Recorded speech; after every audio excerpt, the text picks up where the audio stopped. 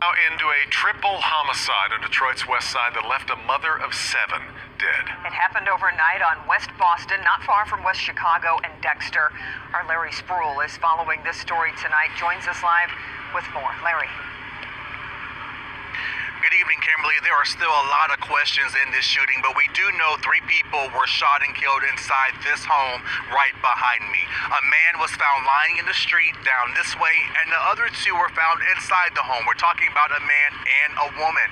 That woman was a mother of 7. Friday, family members of 32-year-old Janae Fletcher, a mother of 7, just heartbroken after finding out she was shot and killed early Friday morning. Her mother, Felicia Lightfoot, speechless. I don't know what to say, what to do. I can't begin to tell you. Police say Fletcher was one of 3 bodies found shot to death inside this home on Boston on Detroit's west side. Officers say 2 other men were also found dead, one inside the home, the other one lying on the ground. The Wayne County Medical Examiner's Office says their names are 35-year-old Mark Page and 33-year-old Quillion Ford. Local 4 there as detectives came back to the home Friday afternoon. My daughter has 7 children from the age of 2 to 17, and she dead. Fletcher's aunt did not want to show her face or name on camera, but she tells Local 4 this does not make sense. Anybody know anything about this, to please feel free to let her family know, the police or anything, because this is not fair. She got 7 kids. It's not fair. Sterling Jones lives downstairs. He was not home at the time, but often ran into Page and Ford. I feel for everybody except for the person who did the killing, because they got a price to pay. And I also spoke with Page's mother, the man who was killed here off camera. She found out that that was her son while we were here. She is obviously upset. She tells me that she does not understand why someone would do this. Meanwhile, police are asking anyone with any information to give them a call. Okay, so I've been online the last few days and I've seen nothing but black folk doxing, identifying, seeking out the information of white people who were at the Capitol riots, harassing their employers, contacting their business partner, contacting even the apartments, buildings where they live at, all in an attempt to get these people fired, arrested, and branded as racist. And none of those groups down there were racist. They were all against the government. They all don't like Biden. And not liking Biden don't make you a racist. You got to stop that, black folk. Not liking Biden as a white person does not make you a racist. Okay? I get it. If you didn't vote for Biden, then you're not black. I'll give you that. You don't vote for Biden, you're not a real black person. But white people get to not like him without being racist. That thing at the Capitol had nothing to do with black folk. And it lasted an hour. And four white people died and a white cop died. Had nothing to do with black folk. Yet black folk all online doxing and turning in information and looking for information to send to the FBI and all types of crap. But they'll give you no information about the things that happen in their neighborhood. When something happens in their neighborhood, there's no tips. Anybody gives a tip, they're a bad person. They're the problem.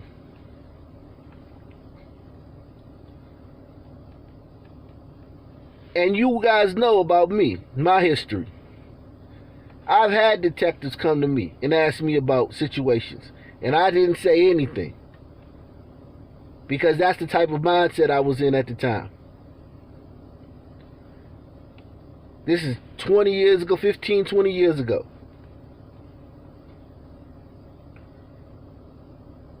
And I knew what happened, and I didn't say anything. Because that's the code that I lived by.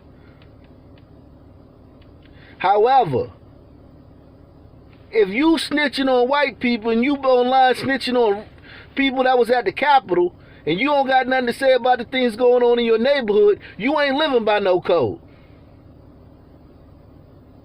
You don't have a code. You're snitching on these white people who at the Capitol building rioting a week ago. You're snitching on them. I see you guys. You guys are online doing it. But yet when something happens in the community, don't nobody know nothing.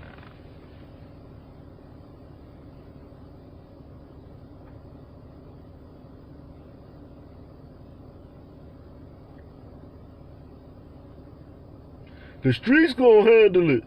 Why y'all don't handle these white people in the streets? Since you so mad that these white people went down there to the Capitol and bust in on Nancy Pelosi and Chuck Schumer and all these other white people, and they was running around screaming, hang Mike Pence. Since you mad about that, black folk, why don't you go handle it in the streets with these white folk? Why you online snitching? Why you sending the FBI tips? Why you fussing and complaining that all these people ain't been locked up yet? Yet if they ask you who did this, oh, I ain't not bad. Ain't none of my business, man. Stacey, the shooting spree went on for hours, stretching from the south side of Chicago all the way up north to Evanston. In all, police say the gunman shot 7 people along the way, and as you mentioned, 5 of them were killed. Police say a University of Chicago student was the first person to be shot and killed. Then the suspect went to a condo building at 49th and East End and shot 2 women. One of them was the doorwoman who died. The other, a 77-year-old woman, was checking her mail. At last check, she's in critical condition here at the University of Chicago. Police say 32-year-old Jason Nightengale went on to shoot 3 other people before heading to Evanston, where he shot another woman. Police say he tried to get away, but was eventually shot and killed by Evanston police last night. We are responding to the scene as these crimes are happening, getting information. We have no idea that he's coming to Evanston, and nor do we have any motives for any of this at this point. Chicago Police Superintendent David Brown adding that in the midst of all of this chaos, at one point, the suspect allegedly returned back to one of the previous shooting scenes where investigators were already going through the evidence, and apparently the suspect shot at officers as well. Brown adding that if it hadn't been for the bravery, as he put it, of the Evanston Police Department, this could have gone on even longer. Police investigating yesterday's deadly shooting spree that left 4 people dead, including the gunman. Judy Wang is joining us live this morning with more details. Judy? Good morning. We have a total of 4 people dead, including the shooter, 4 others wounded. One of them is a 15-year-old girl who was shot in the head. She was brought here to Comer Children's Hospital in critical condition. The question this morning, Chicago police and Evanston police are trying to answer, is why, the reason for the shooting spree. Now, Chicago Police Superintendent David Brown identifies the suspected shooter as 32-year-old Jason Nightengale. This map shows the multiple shooting scenes. The spree began in the afternoon in Chicago's Hyde Park neighborhood and then ended in Evanston last night. It all started just before 2 Saturday afternoon. Police say Nightengale killed a University of Chicago student in a garage in the 5300 block of Southeast End Avenue. About 10 minutes later, police say he went into an apartment building at 49th and Southeast End, where he killed a security guard and shot a 77-year-old woman in the head as she was getting her mail. Police say from there, Nightengale went to another location, carjacked a man, went to a convenience store at 93rd and Halstead where he killed a man and shot an 81-year-old woman. He shot the 15-year-old girl while she was riding in a car at 103rd and Halstead. Then at about 5:30 in the evening, Evanston police responded to shots fired into CVS on Ashbury Avenue. Police say Nightengale ran into a nearby IHOP, took a woman hostage and shot her in the neck. Nightengale was ultimately killed in a shootout with Evanston police in the parking lot of a dollar store at Howard and Western. I'm not sure who fired first, but it was in response to violence that he perpetrated in our town. The police chief of Chicago is black. The police chief of Evanston is black. I just want you to notice that. This racist country, where cops are just racist, all the police department, all 18,000 police departments in this country are racist. Yet the majority of them have black, and many have black female police chiefs. I just want you to notice that. These two cities where this stuff happened, Chicago and Evanston, both cities have black police chiefs. Were any of your officers hit? No, sir. None of our police officers were injured. All we know at this point is that there's a red Toyota with a license plate number. But again, we don't have a crystal ball. We don't know where that red Toyota is anywhere in the city. We have no idea that he's coming to Evanston, and nor do we have any motives for any of this at this point. Evanston police report that they did recover a weapon. Now, the University of Chicago student has not been identified. We know he is 30 years old. A university statement says, in part, it is with great sadness we inform our community a current student was shot and killed. Outside Comer Children's Hospital on the south side, Judy Wang. Okay, guys, so this is Yerin Fan. He's the young man, the college student, University of Chicago college student, the latest University of Chicago college student to be the victim of senseless violence in the city. Just the latest. It happens quite a bit. Today, Dana. And that judge today ordered no bond for Deontay Speed. They said that is due to his extensive criminal history, his failure to appear on prior charges, as well as the fact they feel he is a danger to the community. She's totally hurt. She can barely talk. She's just doing a lot of crying right now. The mother of murder victim Shane Colombo learned just yesterday, nearly 1 year after her son was killed, that police had finally arrested someone, 20-year-old Deontay Speed. Shane never had a chance in this city, and I would like to find the people who did this. Her son, 26-year-old Shane Colombo, had just arrived in Chicago on September 2nd, 2018, enrolled as a PhD student at Northwestern University. He was shot later that same day. The victim, a Northwestern University student, was walking with his groceries towards the bus stop where the unknown male was standing. The victim was struck several times by the bullets fired by the defendant, and he collapsed and died. Police say the defendant, Deontay Speed, was walking with friends and pulled out a gun, shooting at an unknown man at the bus stop in the 7500 block of North Clark and Rogers Park, chasing that man and continuing to fire his weapon. Colombo was caught in the crossfire. The investigation stalled until recently. The 9mm handgun used by the defendant in this shooting was subsequently recovered by the South Holland Police Department during a gun arrest. The person who was arrested with the murder weapon told the police that he bought the gun from a person who I'll refer to as Witness 5, who was a friend of the defendant. The individual that bought the gun technically really had no choice. That gun, like as I said, was a body attached to it. He had no choice but to tell or say where he purchased that gun from. Because right now, you in hot water, and that gun had a murder on it. So to save himself and save his soul, he had to cooperate. Shane Colombo is from San Diego, California. His mother did not fly here for the court appearance today. Now, Deontay Speed has failed to appear in court 6 times on prior arrests. Just within the last 2 years, he has been charged with theft, possession of a stolen vehicle, and burglary. Live at 26th in California.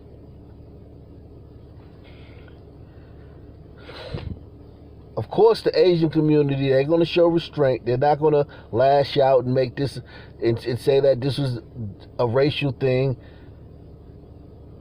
It's something that happened. They won't march. They won't protest. It's just something that happened. Yerin Fan was shot to death in the 500 block of Southeast End Kenwood neighborhood on the south side. He was a student at the University of Chicago.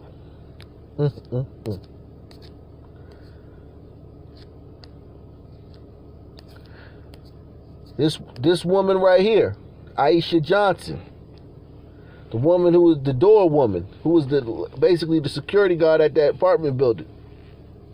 he went to next.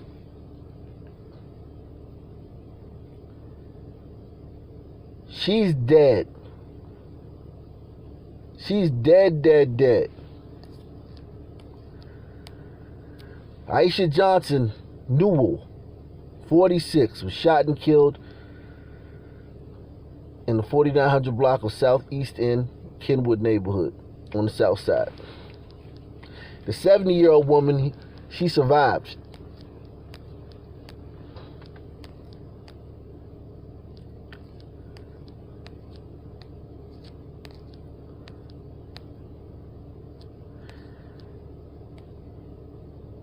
And this brother right here, this 20-year-old brother, Anthony Faulkner, he's dead. He was shot to death in the 9300 block of South Halstead in the Brainerd neighborhood on the south side. Another elderly woman was also shot in that incident too. She survived.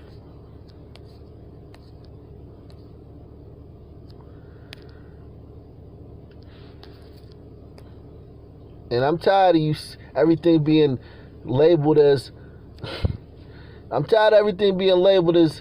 mental illness. This guy, Nightengale, he wasn't mentally ill. Just a bad dude.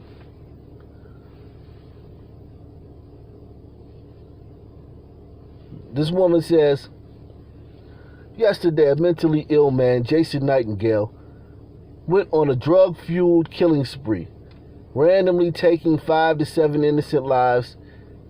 His bullets struck out through Chicago from Hyde Park to Gresham and ultimately ended in Evanston.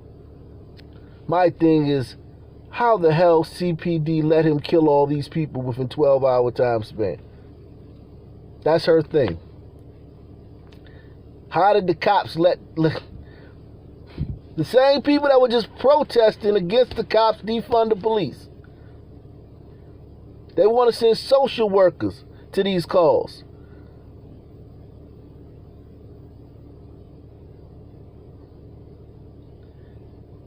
They want to send a pin pusher, somebody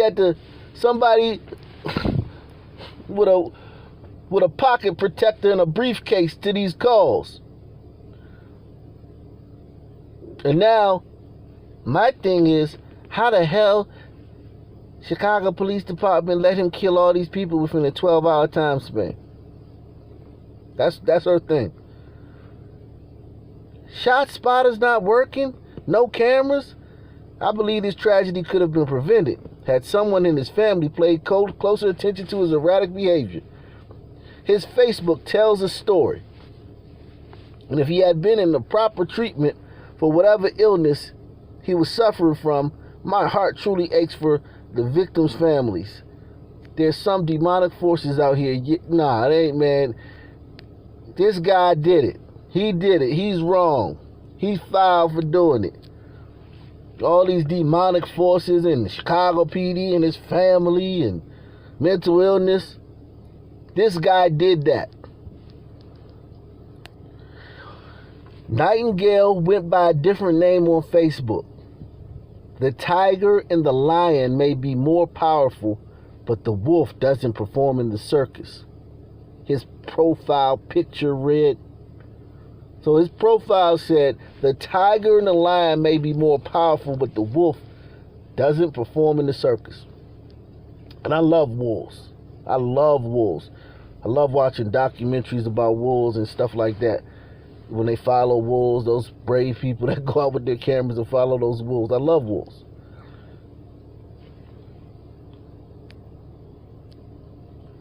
He posted a picture of the Joker that read, I calm down a lot, but I can always go back to the old me. Okay? That's why I'm not taking this mental illness crap. I'm not buying this mental illness crap. He says, I calm down a lot, but I can always go back to the old me. If you were mentally ill, you wouldn't be able to gauge and control your own behavior like this. He's admitting that he can control himself. He said, I calmed down a lot, but I can always go back to the old me. Does that sound like somebody who's just capable of controlling themselves? Another graphic on his Facebook page showed a man with wads of cash pointing a gun at a woman's head. Another graphic read, I'll shoot you in the chest before I stab you in the back. This is just a violent thug, a hoodlum, a psychopath maybe, yes. But I don't think mental illness is the reason he did this. I think he did this because he's a bad dude and he probably just tired of living. Going around getting motherfuckers' blessings and motherfucking death sentence at the same time.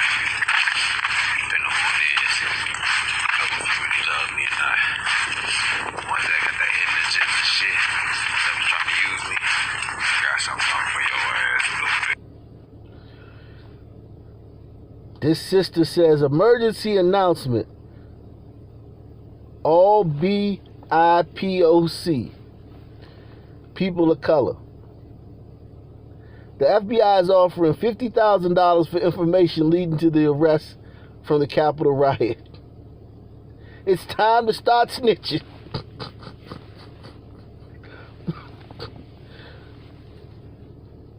See, it's not snitching when you snitching on white people who went somewhere and got dealt with within an hour. 4 of them died. It's not snitching on that. And how many of y'all think this woman, if something happened down the street from her next door neighbor, they killed her, one of her next door neighbor's kids got killed, she'd be talking about she snitching. The police come around canvassing the neighborhood. Ma'am, did you see anything? She could have seen it. Look the guy right now, she ain't gonna say nothing. And look at this dude, he calling it out. He's almost, if y'all be snitching right and left on those Capitol Hill ride, folks. This girl says, I just want to know, how did all them people negotiate the riot without somebody snitching? Like, all them folks came together and not one person who was supposed to protect the Capitol knew anything? So stupid.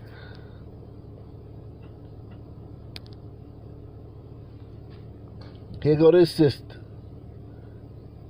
I don't condone snitching. Told you. But I would if I knew any of the white people from the Capitol riot. I'd run and tell that shit so effing fast.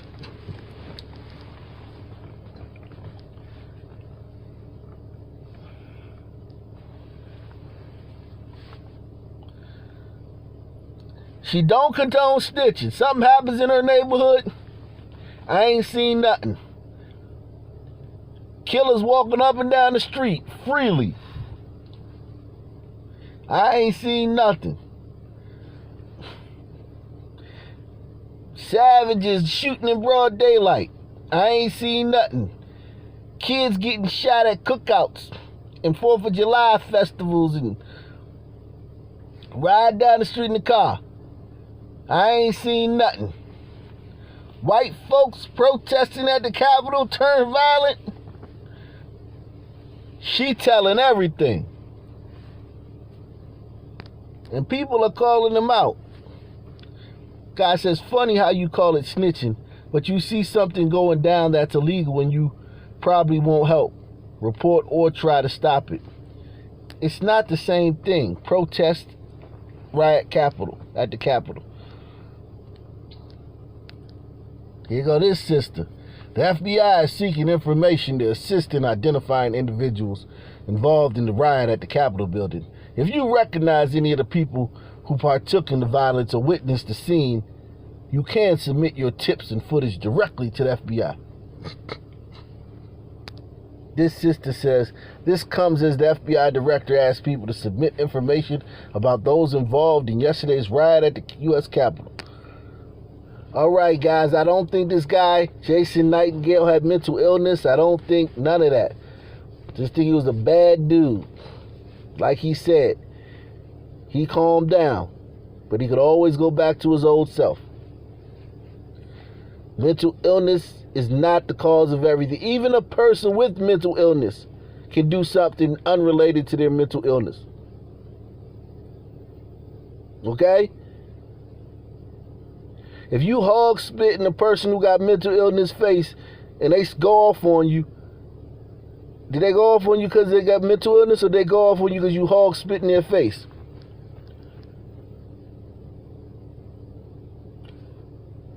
It's a question.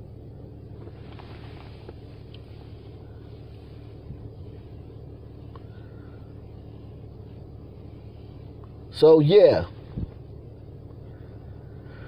Make sure you like, subscribe, donate, support the channel. Hit the PayPal, the super chat when you come in.